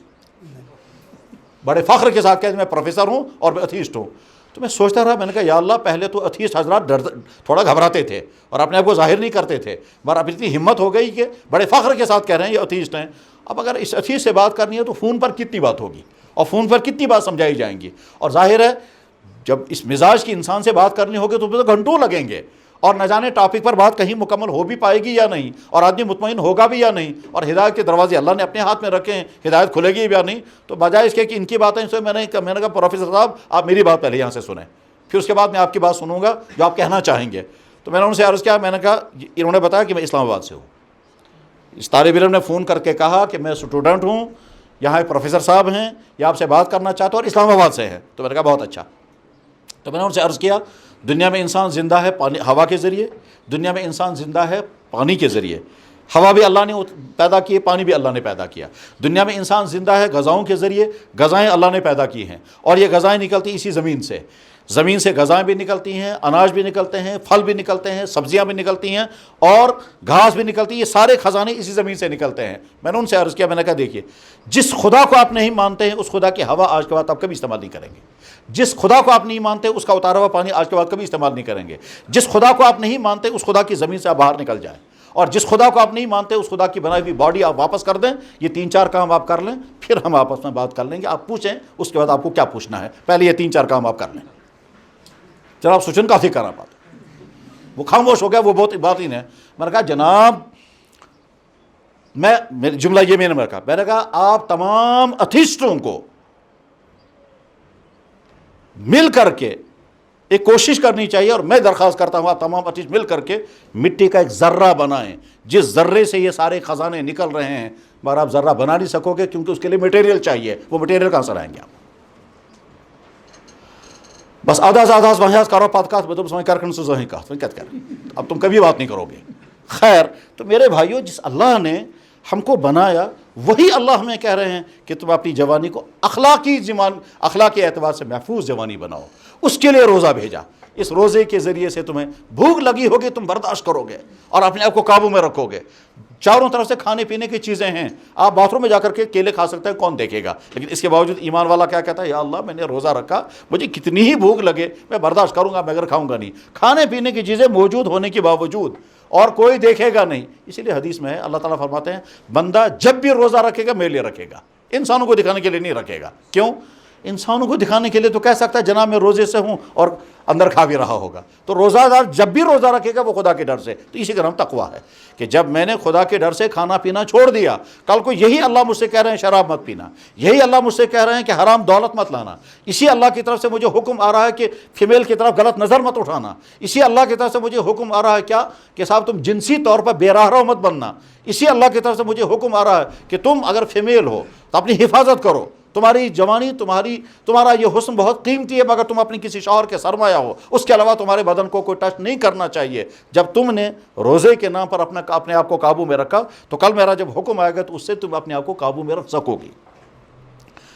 روزے کے سلسلے میں غزالی نے، شاہ ولی اللہ نے، علامہ ابن تیمیہ نے، اور اس کے بعد پھر آج کے میڈیکل والوں نے، حتیٰ کہ دلچسپ بات یہ ہے کہ رشیا کے ایک مصنف نے کتاب لکھی، وہ اتھیسٹ، وہ کمیونسٹ تھا، اس نے کتاب لکھی کہ 200 بیماریوں کا علاج روزے سے، اور ساتھ میں وہ کہتا ہے میں تو ویسے روزے کو ماننے والا نہیں، رشین زبان میں کتاب لکھی، اس کا ٹرانسلیشن عربی میں ہوا، پھر عربی سے وہ انگریزی میں اور دوسری زبانوں میں نے بھی اردو میں پڑھی کتاب، تو کیا صاحب 200 بیماریوں کا علاج روزے میں ہے، تو اسے لکھا اتنا بیلنس رکھا گیا اس روزے کو کہ اتنا ہی لمبا روزہ رکھا گیا جو انسان برداشت کر سکے، اس سے زیادہ لمبا روزہ رکھا جاتا تو انسان جسمانی طور پر اتنا کمزور ہو جاتا کہ یہ ریکور نہ ہوتا۔ یہی وجہ ہے کہ اب انسان روزہ رکھتا ہے، شام کو جو ہی اس نے غذائیں کھائیں اور 1 گھنٹے کے اندر اندر کی ساری طاقتیں ریکور ہو جاتی ہے، اور اس کے بعد پھر جب انسان تراویح پڑھ کر کے آتا ہے تو شام کو جتنی غذائیں کھائی ہوتی ہیں تراویح پڑھنے کے بعد وہ ساری غذا ہضم ہو چکی ہوتی ہے، حتیٰ کہ ابھی دوبارہ کھانے کے قابل ہو جاتا ہے۔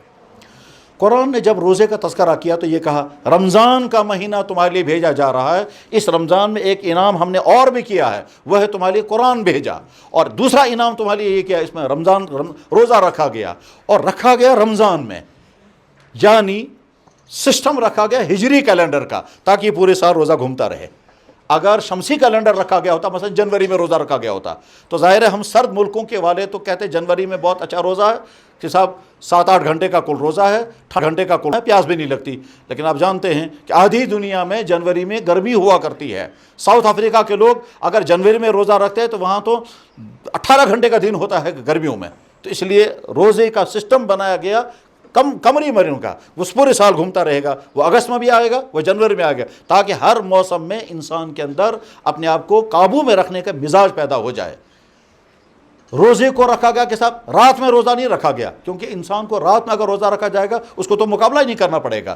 دراصل انسان کو اللہ تعالیٰ شانو چاہتے ہیں یہ مقابلہ کرنے کا مزاج اس کے اندر پیدا ہو، مجھے بھوک سے لڑنا آ جائے، مجھے پیاس برداشت کرنے کی طاقت پیدا ہو جائے، مجھے اپنے نفس کو دبانے کے قابل کر جائے۔ اسی لیے کہتے ہیں کہ روزے کا نچلا درجہ یہ ہے کہ آدمی کھانا پینا چھوڑ دے، لیکن اصل درجہ یہ ہے کہ انسان کی زبان پر روزہ ہو، کہ زبان سے گالی نہیں دے گا، زبان سے بد کلامی نہیں کرے گا، زبان سے غیبت نہیں کرے گا، زبان سے لعن طعن نہیں کرے گا، زبان سے جتنی غلطیاں ہوتی وہ نہیں کرے گا، اور آنکھ کا روزہ ہو کہ انسان اپنی آنکھ سے غلط نہیں دیکھے گا، کان کا روزہ ہو کہ انسان اپنے کان سے غلط نہیں سوچے گا، انسان کے دماغ کا روزہ ہو کہ انسان کے دماغ میں برے خیالات نہ آئیں، پاکیزہ خیالات آئیں، پاکیزہ احساسات آئیں، اور پیٹ کا روزہ ہو کہ حرام چیز اس پیٹ کے اندر نہ جائے۔ جب ان تمام چیزوں کا روزہ ہوگا تب وہ روزہ مکمل بنتا ہے۔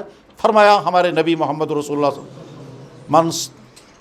من لم یدع قول الزور والعمل به، جس نے جھوٹ بولنا نہیں چھوڑا، بد کلامی نہیں چھوڑی، اس نے اگر کھانا پینا بند کیا تو وہ روزہ کہاں ہوا۔ ہمارا رمضان اسی طرح سے گزرتا ہے کہ صاحب ہم نے کھانا پینا بند کر دیا، بعد میں وہی بری عادتیں باقی رہیں، وہی مزاج رہا، اپنے اندر چینج لانے کی کوشش نہیں کی، نتیجہ یہ ہوا کہ ہم رمضان گزر جاتا ہے ہم پھر ویسے بن جاتے ہیں۔ اگر کوئی پیشنٹ ہسپتال میں ایڈمٹ ہوا اور اس کو انٹینسیو کیئر میں لایا گیا اور انٹینسیو کیئر میں اچھی طرح سے اس کا ٹریٹمنٹ ہوا اور علاج اور وہ ٹھیک ہو گیا، ریکور ہونے کے بعد پھر واپس آ کر اگر وہ ساری غلطیاں پھر کرنے لگے جن غلطیوں کی وجہ سے وہ بیمار ہو گیا تھا، تو ظاہر ہے وہ جو ہسپتال میں اس کو صحت ملی تھی وہ صحت پھر ختم ہو جائے گی۔ ایک انسان کو انفیکشن ہوا، ڈاکٹروں نے اس کا علاج کیا، اور پرہیز بتایا، اور پرہیز بتانے کے بعد کہا کہ صاحب آپ ٹھیک ہو گئے ہیں، واپس جا کر اگر آپ نے پھر وہی غلطیاں کی آپ کو پھر وہی انفیکشن ہو جائے گا، یہ واپس آ کر پھر اسی طرح سے اسموکنگ کرنے لگ گیا اور اسموکنگ کرتے کرتے پھر وہی انفیکشن ہو گیا تو ہوگا۔ تو ٹھیک اسی طرح سے ہم رمضان گزارتے ہیں، ہم نے رمضان میں وہ عادتیں اپنے اندر پیدا نہیں کی جن عادتوں کو پیدا کرنے کے لیے خدا نے رمضان بھیجا۔ اگر وہ عادتیں ہم اپنے اندر پیدا کریں گے تو رمضان کے بعد قابو میں رکھنا آسان ہوگا۔ جب انسان نے رمضان میں حلال چیز کھانے سے اپنے آپ کو روکا، یہ ایمان والا کل کو کرسی پر بیٹھے گا، اس کو جب حرام پیسہ پیش کیا جائے گا رشوت کی شکل میں، یہ اپنے آپ کو بچا لے گا اگر اس نے رمضان ٹھیک طرح سے گزارا ہوگا۔ اور اگر رمضان ٹھیک طرح سے نہیں گزارا تو ایسا ہو سکتا ہے کہ کل حلال چیز سے بچے تھے، اس کے بعد اگلے کل میں حرام۔ کہتے ہیں جس نے زندگی گزارنے کا گر سیکھا ایسے جیسے رمضان، تو اس کی موت آتی ہے ویسے جیسے عید آتی ہے، اور جیسے رمضان زندگی گزارنے کا گر ویسا نہیں سیکھا جیسے رمضان۔ انسان کی کامیابی پابندی میں ہے، ان کنٹرول زندگی میں پابندی نہیں، انسان کی کامیابی ڈسپلن میں ہے، قابو میں رکھنے میں ہے۔ حکیم ابو علی سینا جو فادر آف میڈیسن کہلاتے ہیں، ان سے ایک دفعہ پوچھا گیا دنیا میں سب سے بہترین پرہیز کیا ہے؟ اس نے کہا کم کھانا۔ کہا دنیا میں سب سے بڑی بیماری کیا ہے؟ انہوں نے کہا زیادہ کھانا۔ سب سے بڑی بیماری زیادہ کھانا اور سب سے بہترین پرہیز ہے کم کھانا۔ روزہ دراصل وہی کم کھانا ہے، مگر اتنا کم کھانا بھی نہیں کہ کل کو انسان کھڑا ہی نہ ہو سکے، بلکہ اس کو بیلنس رکھا، کیونکہ اللہ تعالیٰ شانو انسان کی جسمانی ساخت اور اس جسمانی صلاحیت اور جسمانی قوتوں سے واقف ہیں، اس لیے جسمانی صلاحیتوں کے مطابق روزے کو مقرر کیا گیا کہ صبح کے اس ٹائم سے شام تک اس ٹائم تک رکھا گیا کہ انسان اس کو آرام کے ساتھ برداشت کر لیتا ہے اور اس کا پھر اگلے دن پھر ویسا ہی ہو جاتا ہے۔ چنانچہ عجیب بات یہ ہے آج تک 1500 سال کی تاریخ میں ایک انسان بھی ایسا نہیں ہے جو کہے گا روزہ رکھنے کی وجہ سے میں بیمار ہوا۔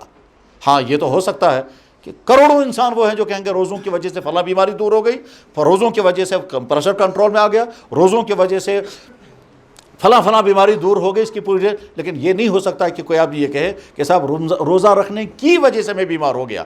جیسے زکوٰۃ دینے کی وجہ سے کوئی آدمی غریب نہیں بن سکے گا۔ ہمارا کیلکولیشن تو یہ بتاتا ہے کہ زکوٰۃ دیں گے تو پیسہ کم ہوگا، مگر اللہ کے نبی یہ فرما رہے ہیں کیا کہ اگر تم نے زکوٰۃ دی تو غربت نہیں آئے گی۔ قرآن میں بھی ہے وَمَا أَنفَقْتُم مِّن شَيْءٍ فَهُوَ يُخْلِفُهُ، اگر تم نے خدا کے راستے میں کوئی مال خرچ کیا، غریبوں کو دیا، تو اس کی وجہ سے تم کو غربت نہیں آئے گی۔ اور اللہ کے نبی نے فرمایا کہ مفتقر الحاج، حج کی بنا پر کوئی آدمی غربت کا شکار نہیں ہوگا، زکوٰۃ دینے کی وجہ سے غربت، اسی طرح سے روزہ رکھنے کی وجہ سے آدمی بیمار نہیں ہوگا۔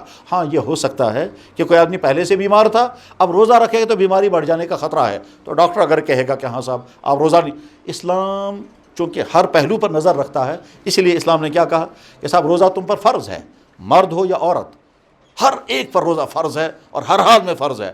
ہاں اگر کوئی عورت پریگننسی میں ہے روزہ بعد میں رکھ سکتی ہے، کوئی عورت اپنے بچے کو دودھ پلا رہی ہے روزہ بعد میں رکھ سکتی ہے، کوئی عورت اگر اپنی پرائیویٹ حالت میں پہنچ گئی جس میں نمازیں معاف ہو جاتی ہیں اس وقت روزہ رکھنے کی اجازت نہیں ہے، اس لیے کہ تمہارے جسم کا سارا نظام ڈسٹرب ہے اس وقت تم کو روزے کا بوجھ نہیں ڈالیں گے۔ چنانچہ عورت کو مینسز میں روزے مؤخر کرنے ہیں۔ مردوں کو 2 حالتوں میں روزے، 3 حالتوں میں روزے۔ کوئی مرد اتنا بڑھاپے میں پہنچ گیا کہ اب روزہ نہیں رکھ سکتا، اسلام نے کہا آپ روزہ چھوڑ دو اور ایک روزے کے بدلے میں ایک صدقہ فطر کے برابر فدیہ ادا کر دو۔ چنانچہ ایک صدقہ فطر اگر 50 روپے ہے تو ایک روزے کے بدلے میں اس کو 50 روپے دینا ہوگا، جو اتنا بڑھاپے میں پہنچ جائے کہ روزہ نہ رکھ سکتا ہو۔ اور اسی طرح سے اگر خدا نخواستہ کوئی انسان بیمار ہو تو اس کو بھی روزہ چھوڑنے کی اجازت ہے، آئندہ قضا کرے گا۔ اور اگر کوئی آدمی سفر میں ہو تو سفر کی وجہ سے بھی روزہ چھوڑنا، یعنی اسلام یہ کہ ایک طرف سے آرڈر دے گا اور ساتھ میں یہ دیکھتا ہے کہ جس صورتحال کے اندر مجبوری ہوگی اس صورتحال میں فوراً کنسیشن دینی ہے۔ انسان کھڑے ہو کر نماز نہیں پڑھ سکتا، بیٹھ کر نماز پڑھنے کی اجازت دی ہے۔ جیسے اسلام نے عورت پر پردہ لازم کیا، اور عورت تصور بھی نہیں کر سکتی ہے کہ اپنا جسم اجنبی مردوں کے سامنے کھولے جب تک وہ باحیا ہے، جب تک وہ باغیرت ہے، لیکن اسی عورت کو کل ڈلیوری کیس ہے اور خدا نخواستہ سیزر آنے کا خطرہ ہے، تو اس وقت اسی عورت کو اجازت دیتا ہے اسلام کہ آپ اجنبی مردوں کے سامنے اپنا باڈی کھول سکتے ہو کیونکہ آپ کی جان بچانے کا مسئلہ ہے، اس وقت اسلام اجازت دیتا ہے۔ بس ٹھیک اسی طرح سے مثلا ایک انسان بھوک کی اس حالت میں پہنچ گیا کہ اس کے پاس کھانے کے لیے کوئی حلال چیز نہیں، کوئی پاک چیز نہیں ہے، اس وقت اگر کوئی گندی چیز اس کو کھانی پڑے، مرا ہوا جانور اس کو کھانا پڑے جان بچانے کے لیے، اسلام اس کو اجازت دیتا ہے۔ مثلا اسلام نے کہا خنزیر حرام، حرمت علیکم المیتۃ والدم، مردار جانور حرام، جو جانور خود بخود مر گیا وہ حرام۔ آج کے زمانے میں اس کو سمجھنا بہت آسان ہے، پہلے زمانے میں تو نہیں سمجھ میں آتا تھا کہ مردار کو حرام کیوں کیا گیا۔ آج کے زمانے میں سمجھنا آسان ہے، بلکہ ایک بڑے رائٹر نے لکھا کہ محمد الرسول اللہ نے جانور کو ذبح کرنے کا سسٹم دکھا کر کے ظاہر کر دیا کہ میں اللہ کا نبی ہوں۔ اللہ کے نبی کے ہونے کے بغیر کوئی آپ یہ کہہ ہی نہیں سکتا تھا۔ کیوں؟ اس وقت تو نہیں معلوم تھا کہ بلڈ کے اندر کیا کیا انفیکشن ہے، بلڈ کے ذریعے سے یورک ایسڈ کی بیماری ہو سکتی ہے۔ اس وقت اللہ کے نبی نے فرمایا جانور کو ذبح کرو گلے سے۔ انہوں نے کہاں پڑھی تھی یہ انسانی باڈی کی تھیوریاں اور جانوروں کی باڈی کی تھیوریاں کہاں پڑھی تھی؟ اور اس کے بعد انہوں نے فرمایا جانور کو گلے سے ذبح کیا جائے گا، سارا خون باہر آئے گا، اور جو سارا خون جب باہر آئے گا تو بعد میں جو گوشت بچا، جس گوشت سے ہمیں فائدہ اٹھانا ہے، یہ گوشت میں پروٹین ہے، یہ گوشت تب صاف ہوئے گا جب سارا خون نکل جائے، اور خون کے ذریعے یورک ایسڈ، تو جو جانور خود بخود مر گیا اس کا خون اس کے گوشت کے اندر جذب ہو گیا۔ اب جب جذب ہو گیا تو یہ گوشت انسان کی صحت کے لیے بے انتہا زیادہ مضر ہے۔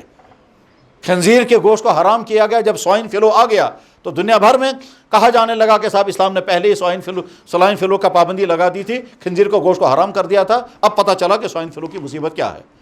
تو جانور مردار ہو نہیں کھا سکتے، لیکن جس وقت اس انسان کی جان بچانے کی مجبوری ہو وہاں کہتے تم مردار جانور بھی کھا سکتے ہو، کوئی پابندی تمہیں نہیں ہے کیونکہ تمہاری جان بچانے کا۔ تو ٹھیک اسی طرح سے اگر کوئی انسان روزہ نہیں رکھ پا رہا ہے، بیمار ہے تو بعد میں رکھ سکتا ہے، سفر میں ہے بعد میں رکھ سکتا ہے، اور عورت کو جیسا کہ میں نے بتایا 4 قسم کی عورتوں کو روزہ چھوڑنے کا حکم، 2 قسم کے عورتوں کو تو روزہ چھوڑنے کا حکم ہے، اور 2 عورتوں کو کنسیشن دی گئی ہے۔ جن 2 عورتوں کو روزہ چھوڑنے کا حکم ہے ان میں سے ایک وہ خاتون ہے کہ جس کی ابھی ڈیلیوری ہوئی ہو اور ابھی بلیڈنگ چالو ہو، یہ 10 دن رہ سکتی ہے، 20 دن رہ سکتی ہے، 40 دن رہ سکتی ہے، ان دنوں میں روزہ نہیں رکھنا ہے۔ اور جس عورت کو منتھلی کورس کا سامنا ہو اس عورت کو بھی روزہ نہیں رکھنا ہے، بعد میں یہ روزہ پورا کرے گی۔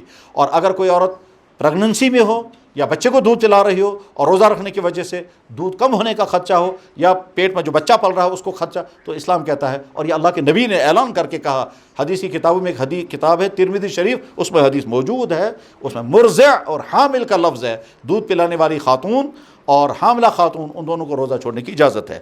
مردوں میں سے جن چند مردوں کو اجازت دی گئی روزہ چھوڑنے کی وہ یہ۔ پھر اسلام نے روزے کے تمام ترتیبات مقرر کی کہ ان چیزوں سے روزہ ٹوٹے گا، کہ ان چیزوں سے روزہ نہیں ٹوٹے گا، اور روزے میں کون کون سی چیزیں نقصان پہنچائیں گی، اور روزے کو اثرات کو کون سی چیزیں ختم کریں گی۔ جب انسان ان روزوں کے پورے نظام کو سمجھے اور اس طرح سے جس طرح سے ہم کوئی علاج کرتے ہیں اس طرح سے روزہ کا علاج کریں تو پھر لازمان روزے کے فائدے ہوں گے، ہماری اخلاقی تربیت ہوگی، ہماری روحانی تربیت بھی ہوگی۔ جیسے انسان ڈائٹنگ سے اپنی باڈی کا علاج کرتا ہے اور وزن کو کم کر لیتا ہے، ٹھیک اسی طرح سے روزے کے ذریعے بھی انسان اپنی اخلاقی اور روحانی بہت ساری بیماریوں کا علاج کر سکتا ہے، مگر شرط یہ ہے کہ روزے کو ٹھیک اس طرح سے رکھا جائے جس طرح سے اسلام چاہتا ہے۔ اور اللہ کے نبی نے فرمایا ایسے روزے دار مت بننا کہ تم نے صبح سے شام تک کھانا پینا بند کر دیا مگر بری عادتیں نہیں چھوڑی، بری حرکتیں نہیں چھوڑی، تو تم جیسے ہو ویسے ہی رہو گے۔ ہاں تمہیں کھانا پینا بند کر کے بھوک و پیاس تو ہاتھ آئے گی، اس کے علاوہ تو کوئی چیز تمہیں ہاتھ نہیں آئے گی۔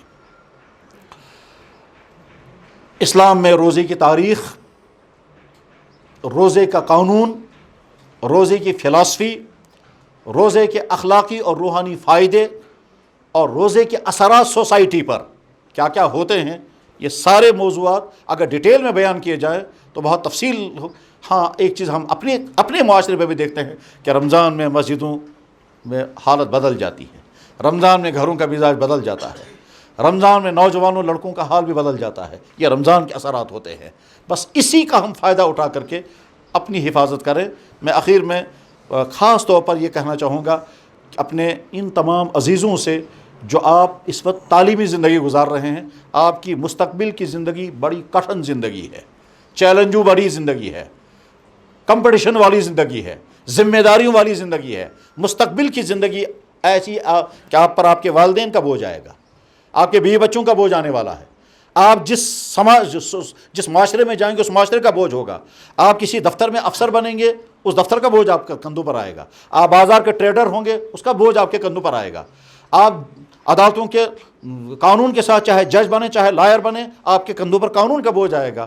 اس وقت آپ کامیاب زندگی تب گزار سکیں گے جب اس وقت کی جوانی کو آپ نے بری عادتوں سے بچا لیا ہوگا، اور اگر یہیں سے بری عادتیں لگ گئی، آپ کے اندر آپ کی اخلاقی حص اگر بیدار نہیں ہوئی تو کل کو آپ کرسی کی جج کی کرسی پر بیٹھیں گے تو انصاف کرنے والے نہیں ہوں گے، ظلم کرنے والے ہوں گے۔ آپ کو وکیل بن کر کھڑے ہوں گے تو آپ وکیل بن کر کھڑے ہوں گے تو آپ ظالموں کے طرفدار تو ہوں گے، مظلوم کے طرفدار نہیں بنیں گے۔ آپ بازار میں ٹریڈر بن کر کے ہوں گے، آپ زہریلی چیزیں بیچنا چاہیں گے کہ آپ کو 4 پیسے ملیں، کیونکہ اخلاقی طور پر آپ مردہ ہو چکے ہوں گے۔ اور اگر اخلاقی طور پر آپ زندہ ہیں تو آپ انسانیت نواز ہوں گے، آپ انسانیت پرور ہوں گے، آپ کے اندر خوبیاں ہوں گی کہ میرے 4 پیسوں کی وجہ سے انسانوں کو نقصان نہیں پہنچنا چاہیے۔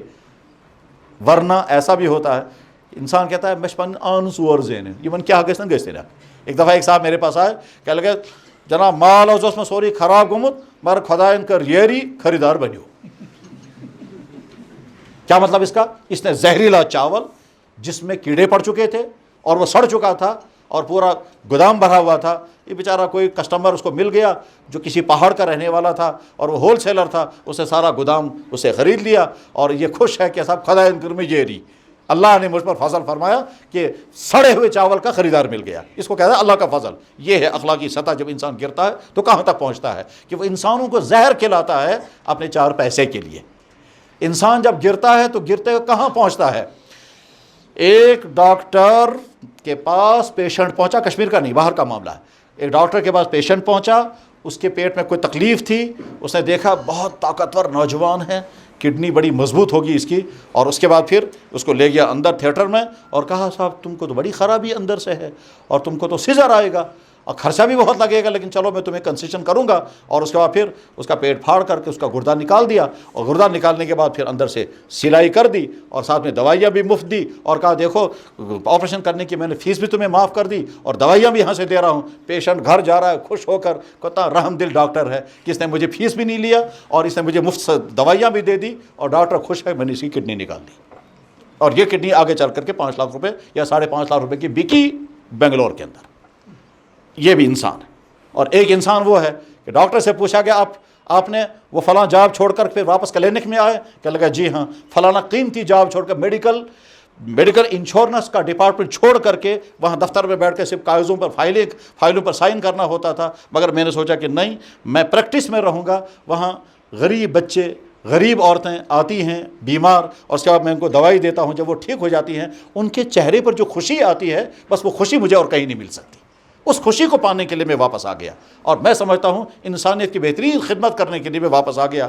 تو چنانچہ کہا تھا میرا ایم پیسہ کمانا نہیں ہے، میرا ایم بیماروں کو ٹھیک کرنا ہے۔ یہ بھی انسان ہے اور وہ بھی انسان ہے۔ اصل انسان وہ ہے جس کے اخلاق صحیح ہوں، اصل انسان وہ ہے جس کا کیریکٹر صحیح ہو، اصل انسان وہ ہے جس کو ہر انسان کہے یہ رحمت ہے، اور وہ انسان جس کو ہر انسان کہے یہ مصیبت ہے، وہ انسان انسانی روپ میں انسان نہیں، وہ کچھ اور ہے۔ اللہ ہم کو اچھے سے اچھا انسان بننا، اچھے سے اچھا مسلمان بننا، بااخلاق اور روحانیتی صفات سے متصف انسان بننا نصیب فرمائے۔ وآخر دعوانا الحمدللہ رب العالمین برحمتک یا ارحم۔ وهنا حلقات الصديق قلب ينبض بالقرآن، وهنا حلقات الصديق قلب ينبض بالقرآن، هذا النور شفاء صدور فاض وعطر كل لسان، وهنا حلقات الصديق قلب ينبض بالقرآن، وهنا حلقات الصديق قلب ينبض بالقرآن، ومجمع هذه الحلقات غيم بسمانا